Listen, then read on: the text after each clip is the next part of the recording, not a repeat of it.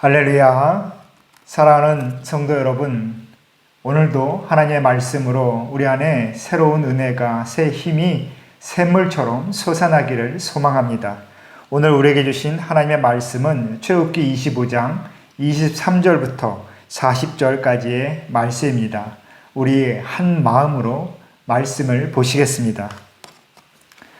너는 조각목으로 상을 만들되 길이는 2규빗, 너비는 1규빗, 높이는 1규빗 반이 되게 하고 순금으로 싸고 주위에 금테를 두르고 그 주위에 손바닥 넓이만한 턱을 만들고 그 턱 주위에 금으로 테를 만들고 그것을 위하여 금고리 넷을 만들어 그 네 발 위 네 모퉁이에 달되 턱 곁에 붙이라. 이는 상을 맬 채를 꿰을 곳이며 또 조각목으로 그 채를 만들고 금으로 싸라.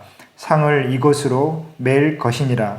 너는 대접과 숟가락과 병과 붓는 잔을 만들되 순금으로 만들며 상 위에 진설병을 두어 항상 내 앞에 있게 할지니라.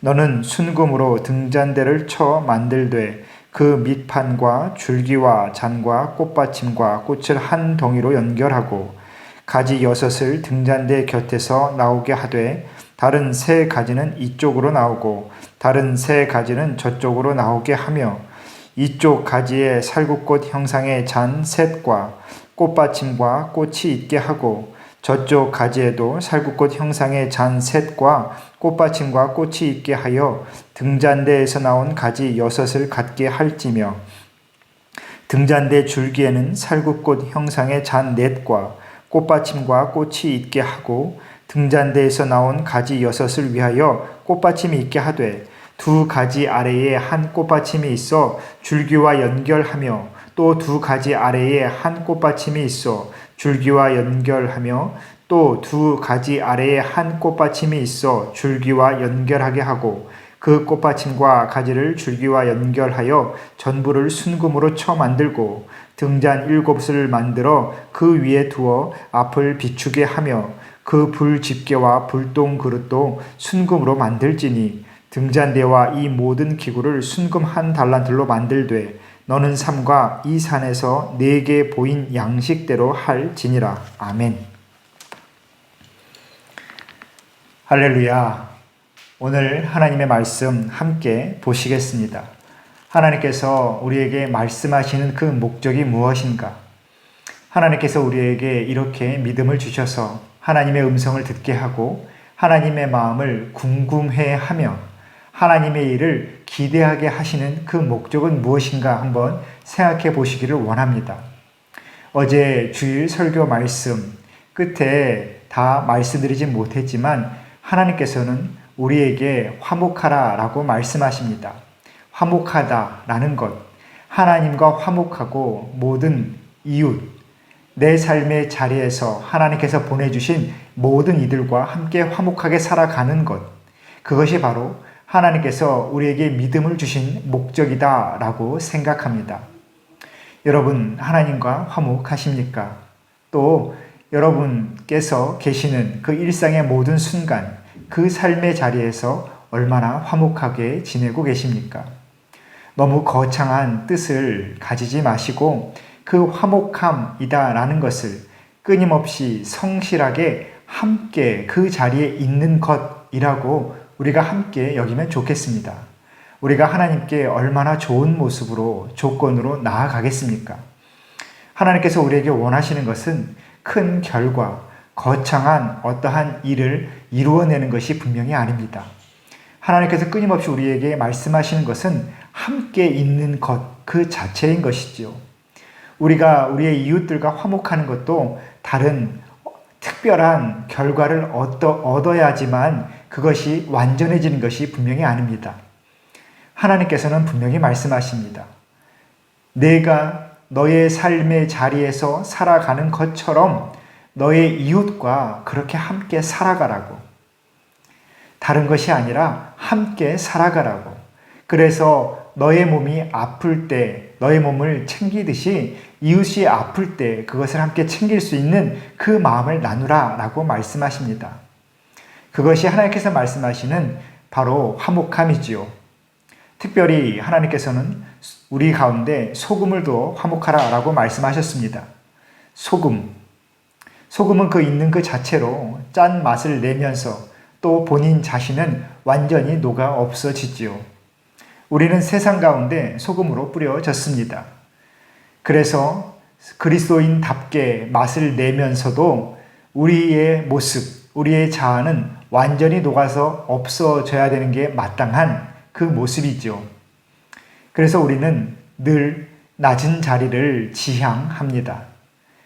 그래서 하나님께서 우리에게 늘 내가 있는 그 자리를 돌아보고 또한 내가 정말 믿음의 모습대로 있는지 늘 돌아보아라. 그리고 하나님께 주신 그 마음의 감동대로 하나님께서 이끌어 가시는 그 마음의 그 방향대로 영혼의 발걸음대로 그렇게 너의 삶을 살아가라 라고 말씀하십니다. 오늘 이 출애굽기의 말씀도 우리가 보기에는 참 문자적으로 지루할 수 있고 또 난해할 수 있지만 또 속되게 말하면 재미없을 수 있지만 이렇게 세세하게 말씀하시는 이 출애굽기 후반절의 그 모든 그 하나님의 목적은 바로 우리로 하여금 하나님과 함께 살아가기 위한 준비를 하라라는 것이죠. 출애굽기 25장부터 31장까지는 하나님께서 이스라엘 백성들과 함께 하시기 위하여 모든 상황을, 환경을 만들어 가시는 그 모습을 우리에게 보여주십니다. 그래서 처음에는 하나님께서 이스라엘 백성들과 함께 거하실 수 있는 그 성막을 만들게 하시고 그 다음에 그 성막에서 하나님과 이스라엘 백성들을 중보하는 그렇게 하나님께 나아가게 만드는 제사장을 하나님께서 따로 선택하여 뽑으시지요.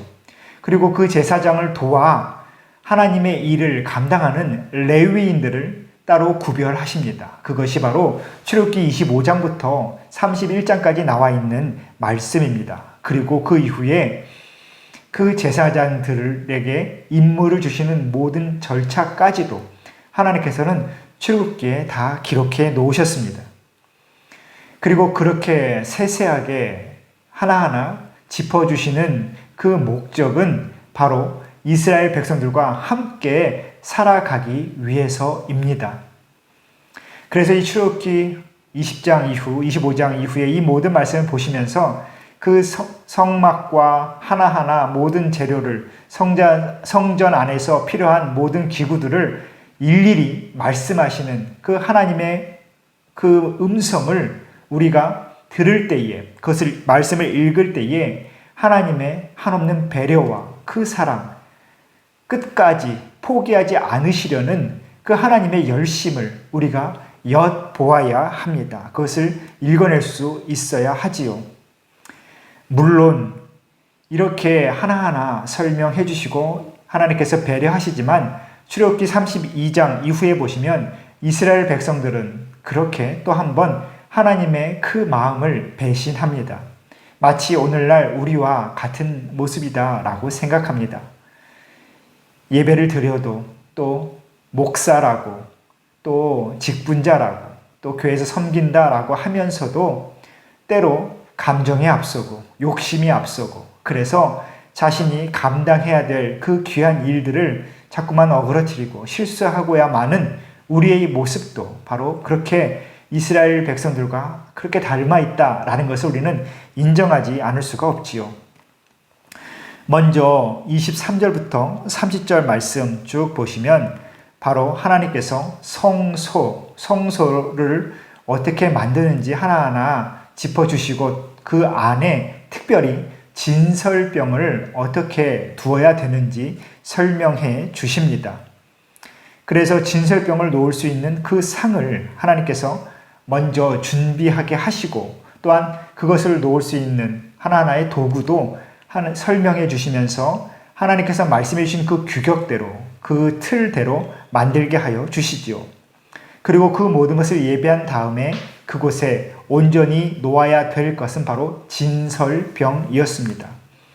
진설병, 그 자리에 보이기 위해서 놓는 떡이라고 우리가 문자적으로 볼 수 있지만 이 진설병을 헬라어로 직역하면 얼굴들의 떡이라고 번역할 수 있습니다. 레헴 파님, 레헴 파님. 존재의 떡, 존재의 빵, 얼굴들의 빵이라는 뜻입니다. 이것은 곧 12덩이를 놓게 됨으로써 이스라엘의 12지파를 의미하지요. 각각의 빵을 두면서 이스라엘 백성들은 하나님 앞에 12지파 모든 백성이 하나님께 주시는 그 빵으로 인하여 생명을 이어가고 있다라는 그 확인을 바로 그 진설병을 보면서 확인했다라는 것입니다. 진설병, 12덩이의 진설병은 이스라엘의 12지파를 의미하고 그 빵은 생명을 이어갈 수 있는 삶의 기반을 상징합니다. 진설병이 있다라는 것은 하나님께서 이 땅을 살아가는 삶의 모든 부분을 책임지신다. 하나님께서 주시는 그 삶의 기반 위에서 너희의 생명이 지속되리라 라는 그 약속이 바로 이 진설병에 담겨 있다라는 겁니다. 그리고 그 진설병은 안식일마다 새 떡으로 다시 구워서 올려야 되고 그래서 치우게 되는 묵은 떡은 제사장들이 그 자리에서 먹었습니다. 하나님의 일을 감당하는 하나님의 말씀을 대언하는 제사장들이 바로 12지파를 상징하는 그 진설병을 직접 먹었다라는 것은 바로 하나님께서 그들의 그 존재를, 그 모습을 온전히 받으셨다라는 의미이지요. 빵을 먹었다. 바로 연합하였다. 함께 한 몸을 나누었다. 우리의 성찬의 의미도 그곳에서 우리가 유래를 찾을 수가 있습니다. 하나님과 이스라엘 백성들이 한 몸을 이루었다, 연합했다라는 것입니다. 이것은 곧 화목을 의미하고 있습니다. 연합과 화목이지요. 하나님 앞에 삶의 기반을 의탁하고 또한 하나님께서 허락하시는 그 삶의 든든한 반석 위에 온전히 평안함으로, 감사함으로, 담대함으로 서 있는 이스라엘 백성, 하나님의 백성들은 바로 하나님과 한 몸을 이루는 것이다. 한 몸과 한 몸을 이루었고 연합한 것이다. 라는 것을 하나님께서 이렇게 진설병으로 상징하여 보여주십니다. 여러분, 곧 이 말씀은 하나님께 주시는 생명의 말씀, 생명의 떡을 반드시 먹어야지만 하나님께 주시는 삶의 기반 위에 설 수 있다라는 것으로 우리에게 이해를 전해주고 있습니다. 그러면 우리가 먹을 수 있는 생명의 빵, 생명의 떡은 무엇이겠습니까? 영의 양식은 당연히 음식물일 것인데 우리의 영의 양식은 바로 다름 아닌 하나님의 말씀일 수밖에 없습니다. 그래서 우리는 언제 우리의 믿음을 확인할 수 있느냐? 언제 하나님의 은혜를 확실히 깨달을 수 있느냐? 바로 하나님의 말씀을 먹을 때, 그리고 하나님의 말씀을 딛고 서서 하나님과 한 몸을 이루어 갈 때, 하나님의 음성에 귀를 기울이고 하나님의 말씀이 내 삶에 살아 움직이는 것을 경험하면서, 그것을 체험하면서 우리는 하나님께서 주시는 이 삶의 모든 부분의 그 평안을 누릴 수가 있는 것입니다. 한마디로 말씀드리면 하나님께 주시는 그 능력, 새 힘은 오직 하나님의 음성, 하나님의 말씀에서부터 나옵니다. 곧 하나님의 말씀이 우리의 삶의 중심, 힘이기 때문에 그렇지요. 그리고 그렇게 한 몸을 이루고 또 하나님과 함께 그 삶의 모든 부분이 완전히 연합될 때에 우리의 눈은 바로 하나님의 빛으로 다시 한번 밝아지게 되는 겁니다. 우리가 보는 그 사고의 폭을 넘어서 하나님께서 창조하신 그 세계를 믿음으로 바라볼 수 있다라는 것이죠. 여러분, 이 땅의 많은 이들이 우리와 함께 이 시대를 살아가지만 세상적인 지식도 경험도 또한 어떠한 성공의 결과를 다 뛰어넘어서 믿음이 있는 사람이 보는 세상과 믿음이 없는 사람이 보는 세상은 분명히 차이가 있습니다. 여러분께서도 믿음이 있는 분들과 말씀을 나누고 세상에서의 그 삶을 함께 이렇게 이야기할 때에 믿음이 없는 분들과 이야기할 때보다 큰 차이가 있다라는 것을 여러분들도 이해하실 것이라 확신합니다. 믿음은 우리에게 이 세상을, 이 사회를 바라볼 수 있는 새로운 시선을 주는 것이지요. 그래서 오늘 하나님께서는 진설병 이후에 바로 등대, 7 등잔을 올려놓는 그 등대를 만들라라고 말씀하십니다. 등잔대 위에 올라가는 그 등불은 7개로 놓여지게 되는데 성경에서 7이라는 숫자가 하나님께서 세상을 창조하신 완전함을 의미하는 것처럼 바로 하나님께서 이 땅에 허락하시는, 이 땅에 보여주시는 완전한 그 생명의 빛을 의미하는 것이 바로 이 7 등잔입니다. 7 등잔대인 것이죠. 하나님의 시선은 이 땅에 미치지 않는 것이 없고 우리의 삶의 모든 부분을 밝히 들여다보고 계십니다. 일전에 바이블 브런치를 통해서도 또 주일 설교를 통해서도 말씀드렸지만 우리의 믿음의 모습, 우리의 진정한 속 사람의 모습은 바로 하나님과 개인적으로 만날 때 드러나게 되어 있고 그때 확인할 수 있습니다. 여러분, 믿음은 서로가 확인할 수 있는 것이 아닙니다. 자신도 속이는 것이 우리의 본성 아니겠습니까? 우리의 믿음, 우리의 속 사람, 진정한 우리의 영혼의 중심은 하나님 앞에 설 때에 드러나게 되어 있습니다. 그래서 아무도 없는 곳에서 당신의 모습은 어떠한지 우리가 주목해야 된다라고도 그렇게 은혜를 나누지 않았습니까? 여러분, 오늘 이 등잔대 위에 올라간 그 하나님의 빛을 한번 묵상해 보시기를 바랍니다. 완전함. 하나님의 빛이 모든 것을 비추고 있다라는 그 믿음. 그 믿음이 우리 안에 분명히 있어야 됩니다. 그 믿음이 왜 중요하느냐? 우리가 불안하고 시험에 들고 어제 우리가 함께 말씀해 나눈 것처럼 실족하게 되는 것. 단순한 상처가 아니라 그 믿음의 길에서 벗어나는 것은 왜 그러한가? 바로 하나님께서 나와 함께 하지 않는다라고 드는 그러한 의심에서부터 시작됩니다. 이 일은 하나님께서 모르실 거야. 이것은 나만의 일이야. 나만의 상황이야. 이것은 다른 사람들 모두 모르고 하나님께서도 들어주시지 않는 거야.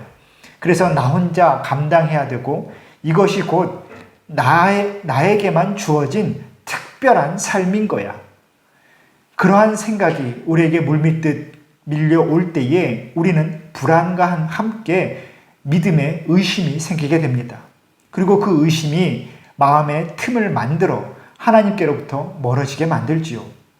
하지만 분명한 것은 하나님의 시선이 미치지 않는 곳이 없고 하나님께서 주시는 그 생명의 빛이 비춰지지 않는 것이 없다라는 겁니다. 이 땅에 정말 흔히 말하는 먼지 하나, 물 한 방울, 공기 하나까지도 하나님께서 창조하지 않으셨습니까? 여러분, 우리가 보는 이 땅의 모든 것 중에 하나님의 손이 미치지 않는 것이 무엇일까요? 우리가 때로는 미워하는, 우리가 외면하는, 때로는 마음에 시험이 들어서 다시는 상종하지 않겠다라고 생각하는 그 사람마저도 하나님께서 만들지 아니하셨습니까?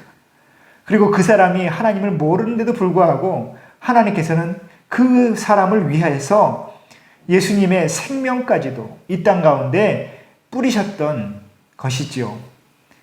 그렇게 하나님께서는 이 땅의 모든 것을 그렇게 사랑하시고 직접 만지시며 그 생명을, 그 존재를 이 땅 가운데 이어가고 계십니다. 오늘 7 등잔대에 밝혀진 그 하나님의 빛은 그 성막의 진설병 12지파의 모든 그 삶의 기반을 비추고 있고, 그 안에 하나님과 이스라엘 백성들의 약속, 바로 언약궤까지도, 모든 그 지성소까지도 그렇게 다 비추고 있는 것입니다.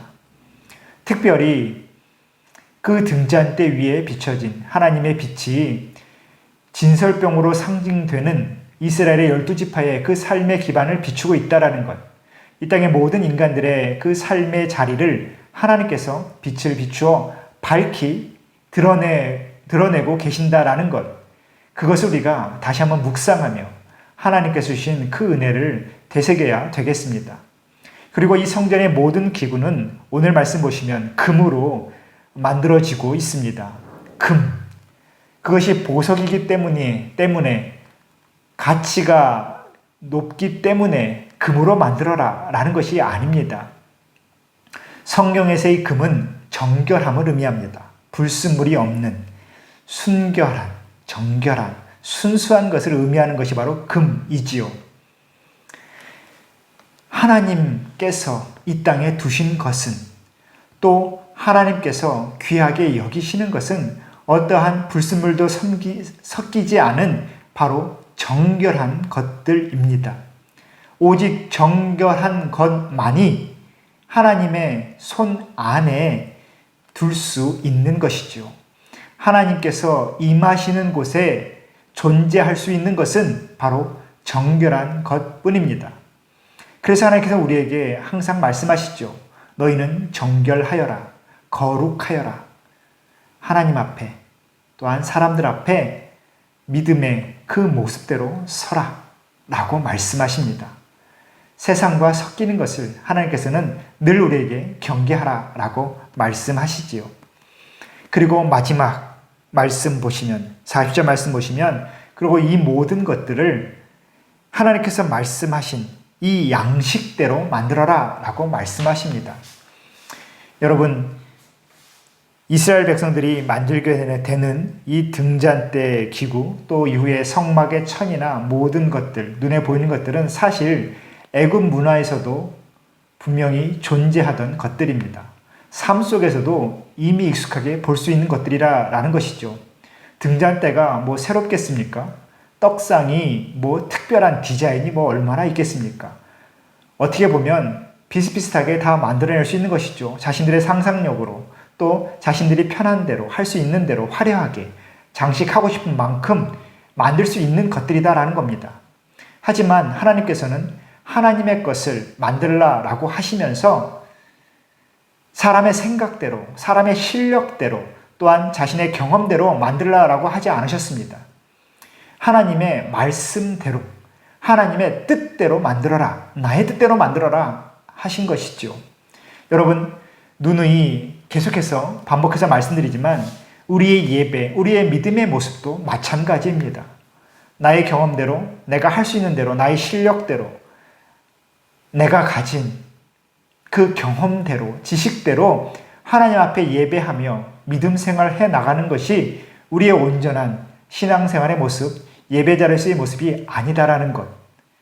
하나님께서 우리에게 주신 그 예배의 모습대로, 하나님의 말씀대로 살아가고 그렇게 예배하는 것, 그것이 우리가 반드시 지켜내야 될 정결한 신앙의 모습입니다. 때로는 그것들이 답답할 수 있고 고지식하게 여겨질 수 있고, 또한 여태까지 많은 실패가 있었다라고 주장할지 모르지만 그것은 사람의 약함으로 인하여, 사람의 무지함으로, 간악함으로, 간사함으로 인하여 변질해서 진행했기 때문에 우리가 얻게 된 결과였지, 하나님의 말씀이 잘못된 것, 하나님의 뜻이 잘못된 것이 분명히 아니었다라는 것, 우리는 반드시 그것을 기억해야 합니다. 여러분, 하나님은 틀림이 없으신 분입니다. 그리고 하나님의 말씀은 절대 우리가 고쳤을 수 없는 것이죠. 하나님의 말씀은 하나님의 마음이고 하나님의 뜻이고 하나님의 영 그 자체입니다. 그래서 우리는 그대로 받아 우리 안에 오직 하나님의 그 충만함, 임재만 있기를 그렇게 우리가 준비하며 기대하며 그렇게 살아내야 되겠습니다.